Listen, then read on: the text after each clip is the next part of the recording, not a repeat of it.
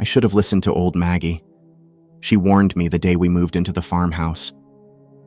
We were unloading boxes from the truck when she shuffled up our driveway, her gray hair wild like a storm cloud and her bony fingers clutching a jar of pickled beets. Mom said later she was harmless, just lonely, but I'll never forget how her milky eyes locked onto mine. She smelt like mothballs and dirt, and her voice crackled like a dead radio. "Don't go near the rock," she hissed, her grip digging into my arm. "They whisper, they lie, and if you follow them, they'll swallow you whole." I laughed. Dad laughed too, patting her shoulder like she was a stray dog. "Thanks for the, advice, ma'am," he said, steering her back toward the road. But when I glanced over my shoulder, she was still standing there, staring at the woods behind our house. 3 nights later, I understood why. It started with the whispers. I was lying in bed, staring at the cracks in the ceiling, when I heard it, a soft hiss, like someone breathing right into my ear. I sat up so fast I knocked my water bottle off the nightstand. The room was empty. The window was shut tight, the curtains still. But the sound didn't stop. It grew louder, closer, until it wasn't just a breath anymore. It was words. Words I couldn't understand, all jumbled together like static. Sam. My name, dragged out like a snake's hiss. I froze. My heart pounded so hard I could feel it in my teeth. It's just the wind, I told myself, or a mouse in the walls. But when I turned on my flashlight, the beam shook in my hand. Nothing there. Just my dumb posters of astronauts and the pile of dirty clothes Mom kept nagging me to wash. The next morning, I told Dad. He was frying eggs at the stove, his hair sticking up like he'd stuck his finger in a socket. "Old houses creak, kiddo," he said, flipping an egg so hard it splattered yolk on the counter. "You'll get used to it." But I didn't. The whispers came back every night. Sometimes they sounded like kids giggling. Other times like someone crying. Once I swore I heard my little brother Tommy calling for help. But when I ran to his room, he was fast asleep, drooling on his dinosaur pillow. Then, yesterday, I found the rocks. Tommy and I were exploring the woods behind the house. The trees here were twisted and gnarled, their branches clawing at each other like they were fighting. We'd only gone a few hundred feet when Tommy stopped, pointing at a thick wall of thorny bushes. "Look, a secret path." There was no path, just a tangle of black vines, sharp as fishhooks. But Tommy squeezed through like it was nothing, his overalls snagging on the thorns. "Come on, slowpoke," he yelled. I didn't want to go. The air here felt heavy, like the time I stuck my head in a freezer. But Tommy was already disappearing into the bushes, so I followed, my arms bleeding from the scratches. And there they were. 6 big stones, smooth and black as licorice, arranged in a perfect circle. Moss crawled up their sides, glowing faintly in the dim light. The ground inside the circle was bare. No grass, no bugs, nothing. Just dirt so dark it looked wet. Tommy wrinkled his nose. "They're ugly," he said, kicking one of the rocks. A low hum vibrated under our feet like a plucked guitar string. "Stop it," I hissed, yanking him back. But Tommy just giggled and ran off to chase a frog, leaving me alone with the rocks. That's when I heard it again. "Sam." Not a whisper this time. A voice, deep and raspy, like stones grinding together. I stumbled backward, my boots slipping on the moss. The voice didn't come from the woods, it came from inside the rocks. I ran. That night, the whispers were louder. "Come back." I lay in bed, my pillow clamped over my ears. The clock glowed 2:17 a.m. Down the hall, Dad's snores rattled the walls. "We'll show you secrets." The voice slithered under the door, through the cracks in the floorboards. "We'll show you everything." I couldn't take it anymore. I grabbed my flashlight and crept downstairs, avoiding the squeaky third step.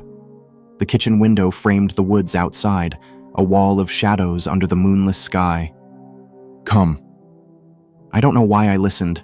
Maybe I was tired of being scared. Maybe I wanted to prove it was all in my head. The woods swallowed me whole. Every snap of a twig made me jump. Every rustle in the bushes sounded like footsteps. My flashlight beam cut through the darkness, bouncing off tree trunks that looked too thick, too twisted to be real. The thorns scratched my arms again as I pushed through the bushes. And there they were, the rocks.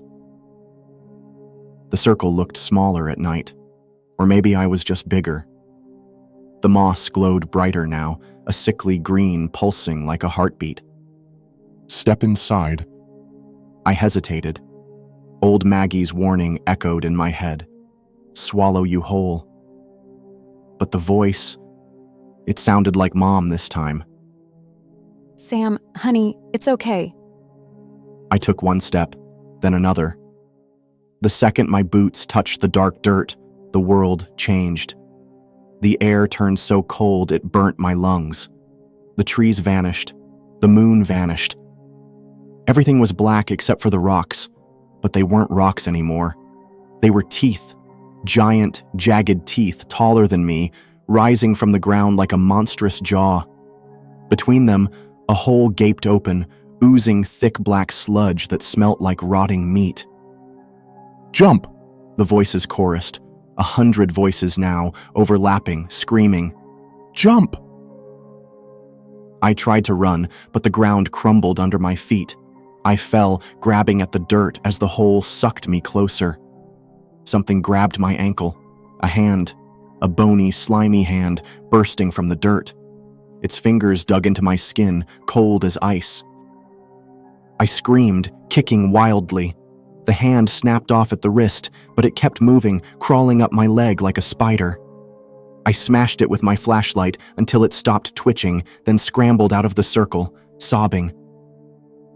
The woods were silent again. No voices. No glowing moss. Just the thorns cutting my cheeks as I ran home. But when I reached my room, panting and bleeding, I found something on my bed.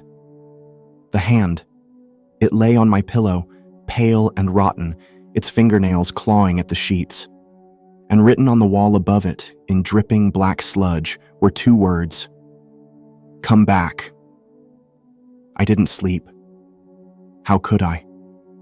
The hand stayed on my pillow, twitching every few minutes like a dying fish. Its fingernails scratched the fabric, leaving thin black streaks that smelt like the sludge from the hole. I tried to throw it out the window, but the second I touched it, the fingers latched onto my wrist. Cold shot up my arm, sharp as needles, and I screamed so loud Dad came running. But when he flicked on the light, the hand was gone. So was the writing on the wall. Nightmare. Dad grumbled, rubbing his eyes. Go back to bed. He didn't see the dirt on my sheets or the bloody scratches on my ankle where the hand had grabbed me. The next morning, Tommy wouldn't stop talking about the rocks. Can we go back today? He asked, bouncing in his chair at breakfast. Cereal spilt out of his mouth as he talked. I want to see the glowy moss again. No! I slammed my fork down. Mom and Dad stared at me. I mean, it's boring. Let's just stay home. Tommy pouted, but finally agreed to build a fort in the backyard instead. I thought that was the end of it. I was wrong. That afternoon, while Mom was on a work call and Dad was fixing the tractor, Tommy vanished. I found his dinosaur toy in the dirt near the thorny bushes, its plastic head cracked in half. My stomach dropped. I knew where he'd gone. The woods were darker than ever, the sky choked with gray clouds. Rain dripped through the leaves as I pushed through the thorns, my jacket snagging and tearing. Please let him be okay. Please let him be okay. The rocks were waiting. Tommy stood in the center of the circle, his overalls covered in mud.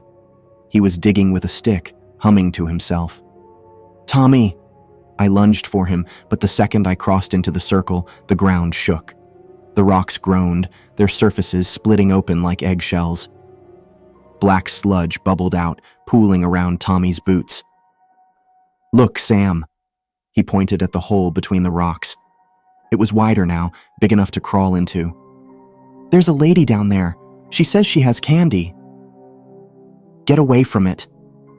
I grabbed his arm, but he wriggled free, his eyes glassy and strange. "Don't be a baby," he said, his voice too deep, too old. "She wants to play." Then he jumped. 1 second he was there. The next, he was gone, swallowed by the hole without a sound. "Tommy!" I dropped to my knees, screaming his name until my throat was raw. The sludge lapped at my hands, sticky and warm. Inside the hole, something moved. A shape, pale and lumpy, rising toward me. A face. It was Tommy, but wrong. His skin was gray, his eyes hollow black pits. His mouth stretched into a grin full of broken teeth. "Come down, Sam," he rasped. "We'll play forever." I scrambled back, slipping in the sludge. The thing wearing Tommy's face lunged, its fingers brushing my shoe before I kicked free. I ran, the rocks screaming behind me. Dad didn't believe me. Tommy's hiding. He said, scanning the backyard with a flashlight. You know how he loves games. But Mom's hands trembled as she called the police. Officer Reyes arrived an hour later, her boots crunching on the gravel driveway. She took notes while I told her about the rocks, the hole, and the thing that looked like Tommy. She didn't laugh, but her pen paused when I mentioned the whispers. Old Maggie's place is next door. She said quietly. She's been warning folks about those woods for years. Then you know it's real, I cried. She glanced at my parents. We'll search the woods at first light. But I couldn't wait.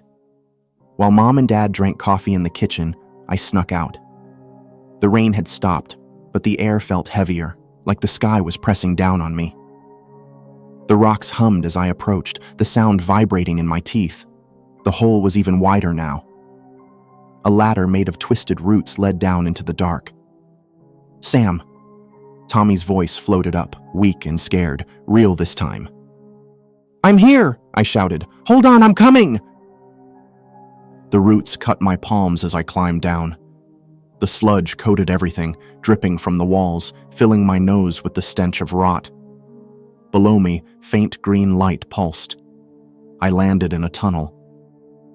The walls were made of flesh, pink, wet, and throbbing.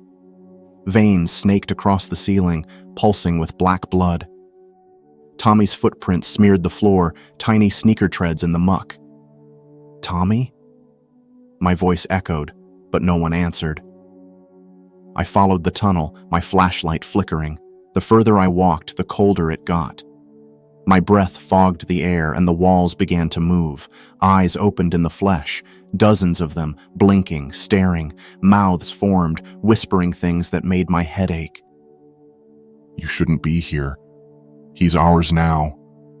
Join us. I ran, the eyes following me until the tunnel spat me into a cavern. In the center stood a woman. At least I thought it was a woman.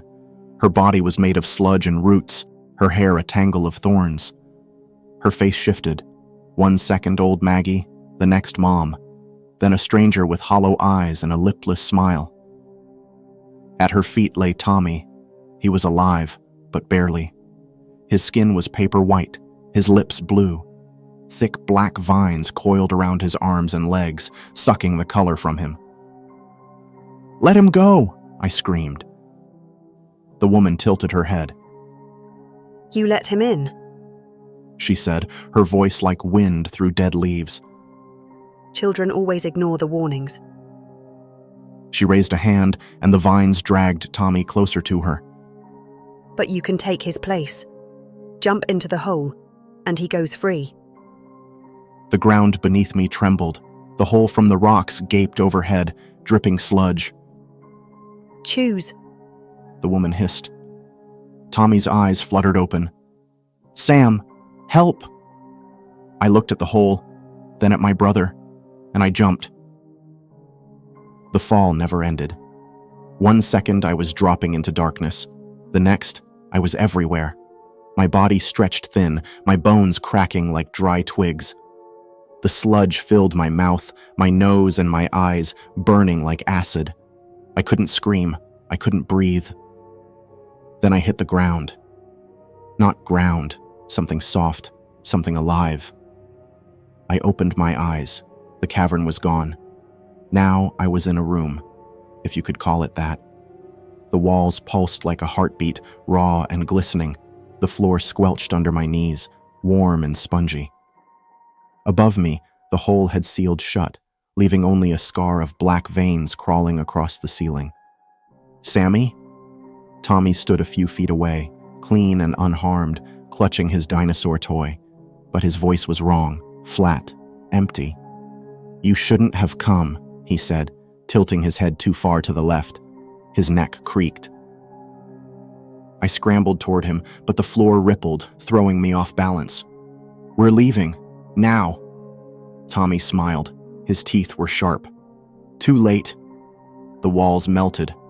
Flesh sloughed off in wet chunks, revealing faces beneath, dozens of them pressed together like grapes. Their mouths gaped open, screaming silently. I recognized one. Old Maggie, her milky eyes bulging. Help us. She mouthed. A hand burst from the floor, grabbing my ankle. Then another, and another. Skeletal fingers, slimy roots, rotting flesh, all pulling me down. "Get off!" I kicked wildly, but the hands were everywhere. They clawed at my legs, my arms, and my face. Tommy watched, giggling as I sank into the floor up to my waist. "Stop fighting," he said. "It's easier if you let go." The sludge seeped into my jeans, burning my skin. I grabbed a handful of the fleshy floor and pulled, tearing free with a wet rip. The hands recoiled, shrieking. I lunged for Tommy, but he darted back, his movements jerky, like a puppet on strings. "You're not my brother," I screamed. His laugh echoed, deep and guttural. Never was. The thing wearing Tommy's face began to change. Its skin split open, revealing blackened muscle and snapping teeth. Its arms elongated, fingers sharpening into claws. I ran. The tunnel twisted ahead, throbbing like a throat. I didn't know where I was going, but I followed the faint green glow, my socks soaked in sludge. The walls closed in, breathing hot, rancid air down my neck. Behind me, the creature screeched, its footsteps squelching closer. "Sam!" This time, the voice was real. Up ahead, Tommy, real Tommy, hung from the ceiling, wrapped in sticky black vines. His face was streaked with tears, his overalls torn. "Help me!" he cried. The creature behind me wailed, "Liar!" I didn't stop. I leaped, grabbing Tommy's hand just as the vines yanked him higher. "Hold on!" I grunted, pulling with all my weight. The vines tightened, cutting into his wrists. Blood dripped onto my face, warm and metallic. The creature slammed into me, knocking me to the ground. Its claws raked my back, shredding my shirt. I rolled, kicking its chest, if it even had one. Its body was a tangle of roots and teeth, its face a shifting nightmare. Tommy screamed. A vine slithered around my neck, choking me. The creature leaned in, its breath reeking of decay. You're mine now. Then, light. A flashlight beam cut through the darkness, hitting the creature square in its mangled face. It howled, scrambling back as the vines loosened. "Sam, Tommy." Dad stood at the tunnel's entrance, his face pale, his hands shaking as he aimed the light. Mom pushed past him, a kitchen knife in her hand. Leave my boys alone. She roared, slashing at the vines. The creature hissed, retreating into the shadows.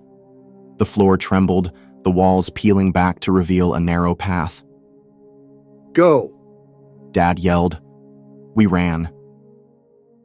The tunnel spat us out into the woods, the cold night air stinging my lungs. The rocks loomed ahead, the circle quiet now, the hole sealed. Mom collapsed, clutching Tommy to her chest. Dad kept the flashlight trained on the tree line, his breath ragged. What? What was that? He whispered. I didn't answer. My ankle burnt where the sludge had touched it. When I pulled up my pant leg, black veins spiderwebbed across my skin. Tommy stirred, his voice small. The lady, she said you'd come back. What lady? Mom asked. He pointed at the rocks. The one who lives in the dark. We didn't talk about it. Mom and Dad scrubbed the black veins off my ankle with bleach, but the mark stayed. Tommy slept with the lights on, his dinosaur toy clutched to his chest.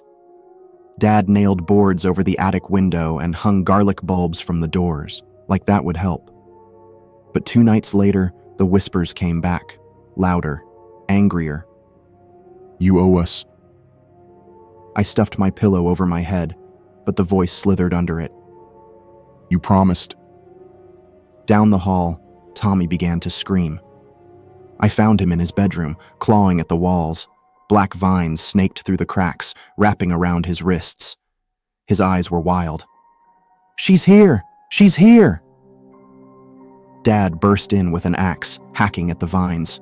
They bled thick, black ooze, screeching like animals. Mom dragged Tommy into the hall, but the vines followed, bursting through floorboards and curling around our legs. The rocks! I shouted. It's coming from the rocks!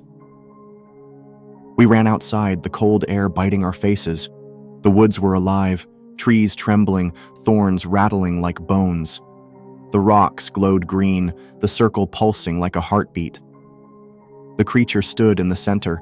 It was taller now, its body a mess of sludge and thorns.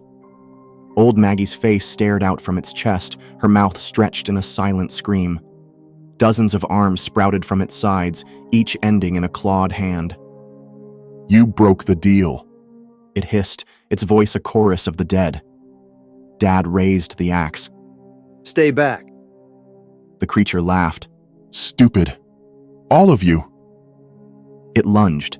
Dad swung, burying the axe in its chest. Black sludge erupted, spraying across the grass. The creature howled, clutching the wound. But then the sludge moved. It crawled back into the gash, healing it. Run! Mom screamed. We scattered. The creature tore after Tommy, its claws ripping through the dirt. I grabbed a shovel from the shed and swung blindly, hitting its leg. It stumbled, giving Tommy time to scramble behind Mom. The rocks! I yelled. We have to destroy them. Dad and I charged at the circle, slamming the axe and shovel into the stones. They cracked like eggshells, oozing more sludge. The creature shrieked, lurching toward us. As the first rock shattered, a deafening wail filled the air. The creature's body began to unravel, thorns snapping, sludge boiling away. Old Maggie's face melted, her final scream echoing as the creature collapsed into a puddle of rot. The woods fell silent. We thought it was over. The creature's remains seeped into the soil, leaving a scorched circle where the rocks had been. Dad burnt the shovel and axe in the bonfire, the flames turning the metal black. Mom scrubbed Tommy's arms raw, trying to wash off the sludge stains. But the black veins on my ankle kept spreading, crawling up my calf like poison ivy. For a week, the woods stayed quiet. The whispers stopped. The thorns withered. Even the air smelt cleaner, like fresh rain instead of rot. Then the nightmares started. Every night, I'd dream of the hole, of falling forever, of the thing wearing Tommy's face, its claws digging into my shoulders as it whispered, You're ours. You'll always be ours. Tommy dreamed too. He'd wake up screaming about the lady in the dirt, her thorny hair scratching his face. Mom stopped sleeping altogether. I'd find her pacing the halls at 3 a.m., a knife in one hand and a flashlight in the other, muttering about shadows under the doors. Dad pretended everything was fine. He fixed the tractor. He mowed the lawn. He even hung a new swing from the oak tree like we could go back to being normal. But when he thought no one was looking, he'd stare at the woods, his hands trembling. Then, on the 8th night, the ground shook. I was in the kitchen, chugging milk straight from the carton when the floorboards buckled. The fridge toppled over, glass jars exploding. Outside, the oak tree split down the middle with a crack like thunder. We all ran outside. The moon hung low, blood red and swollen. The woods were moving, trees uprooting themselves, thorns snaking across the grass toward the house. And in the distance, where the rocks had been, the earth split open. A hand clawed out of the dirt, not a sludge hand, a human hand, pale and trembling. Then another, and another, dozens of them, pushing through the soil, followed by gaunt faces and ragged clothes. The missing kids from 1952, their bodies rotted but alive, their eyes glowing green. Old Maggie emerged last. Her corpse was barely recognizable, skin sloughing off bone, hair replaced by writhing thorns. She pointed a skeletal finger at me, her jaw creaking open. You broke the pact. She rasped. Now the woods take their price. The ground beneath our feet softened, turning to quicksand. Tommy screamed as the dirt swallowed his legs. Dad grabbed him, heaving him free, but the sludge pooled around us, bubbling hungrily. The barn! Mom yelled. We ran, the dead kids shambling after us. Their moans echoed through the fields, a sound that made my teeth ache. The barn doors were padlocked, but Dad smashed the chain with a rock. Inside, the air reeked of hay and motor oil. Barricade the doors. Dad shoved tractors and toolboxes against the entrance. Mom held Tommy, who'd gone silent, his eyes wide and unblinking. I climbed the ladder to the hayloft, peering through a crack in the wall. The dead kids surrounded the barn, their green eyes piercing the dark. Old Maggie stood at the front, her thorny hair lashing like snakes. Give us the boy, She croaked. the one who broke the stones. Dad looked at me. For the first time, his face was as scared as mine. No, He said, though his voice shook. you can't have him. Old Maggie smiled, her teeth black stumps. Then we'll take all of you.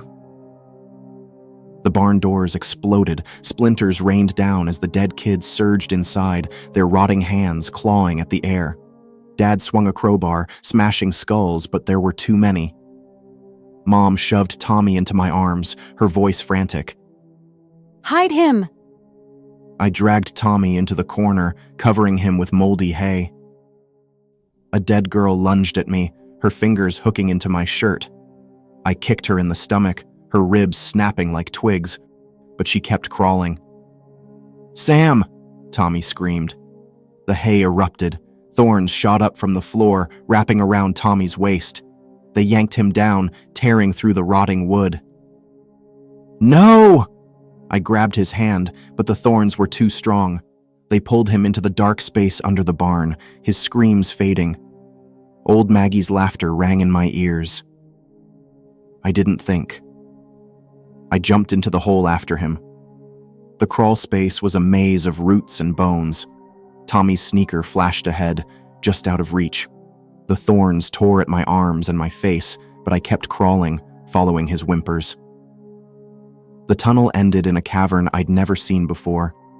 The walls were lined with cages made of human ribs, each holding a shriveled corpse.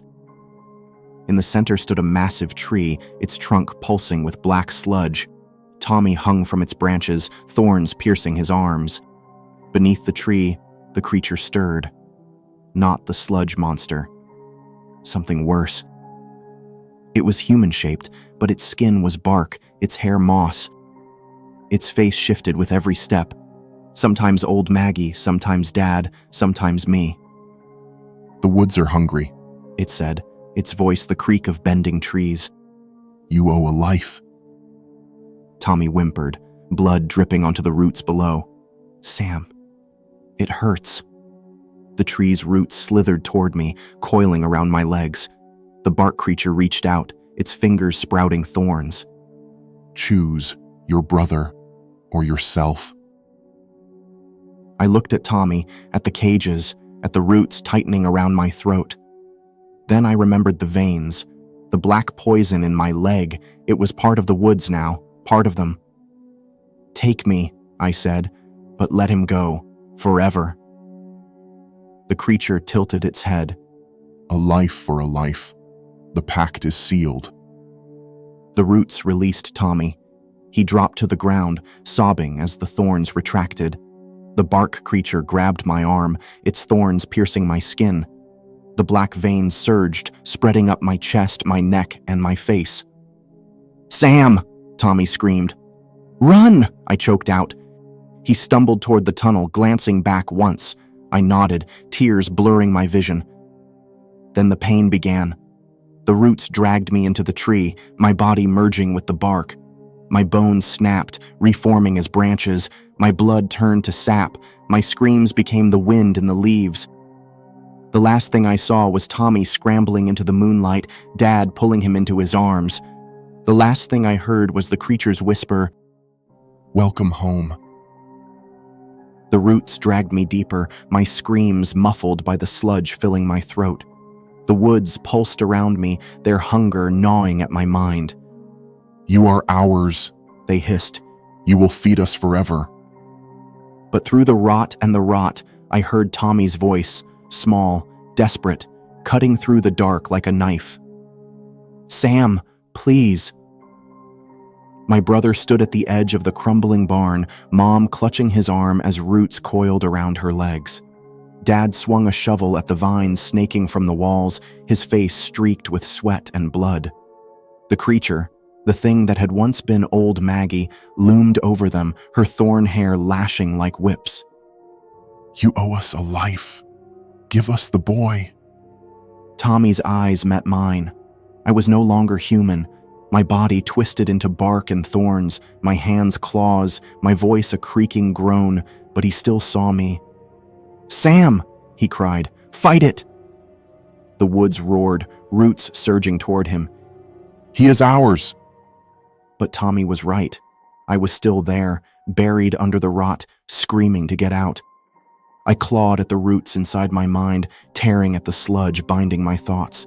Pain seared through me, white hot, blinding, as the woods fought back. You cannot win. They snarled.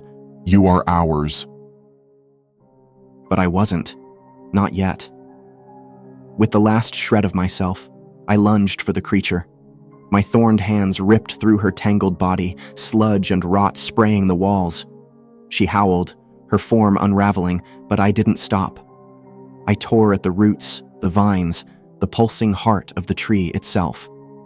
The cavern shook, dirt raining down as the woods screamed. Stop! They begged. You will kill us all! I didn't care. The tree split open, its rotten core spilling into the dirt. The roots holding my family loosened, and Dad dragged Tommy and Mom toward the tunnel. Sam! Tommy screamed, reaching for me. I couldn't go with them. The woods clung to me, their rot seeping into my bones. But I could do one last thing. I slammed my fists into the cavern's ceiling, cracking the earth above. Sunlight poured in, burning my bark-like skin. The woods shrieked, retreating into the shadows, but I kept tearing, until the hole widened, until fresh air flooded the tomb. Go! I rasped, my voice a guttural scrape. Dad didn't hesitate. He pushed Tommy and Mom up the crumbling dirt, scrambling after them. The creature's remains lashed at their heels, but the sunlight charred her to ash. As the cavern collapsed, I let the roots take me. Now, I am the woods, but not like before. The hunger is still there, gnawing, endless, but so am I. When the sludge seeps under Tommy's new bedroom door, I push it back. When the roots creep toward their house, I snap them. The woods rage and thrash, but I hold them still. Tommy knows. He kneels by the oak tree in their backyard, pressing his palm to the bark. Sam? The wind rustles the leaves, my voice soft and broken. Here, Mom cries when she sees the words, "Love you," scratched into the garden soil. Dad stares at the woods beyond the fence, his fists clenched. But Tommy smiles. "He's still fighting," he says, "and I am." The woods whisper. They beg. They claw at my mind, promising to devour everything I love. But I cling to the sunlight, to Tommy's laugh, to the memory of Mom's hands brushing my hair. They are safe, for now. But the roots are patient, and I am tired.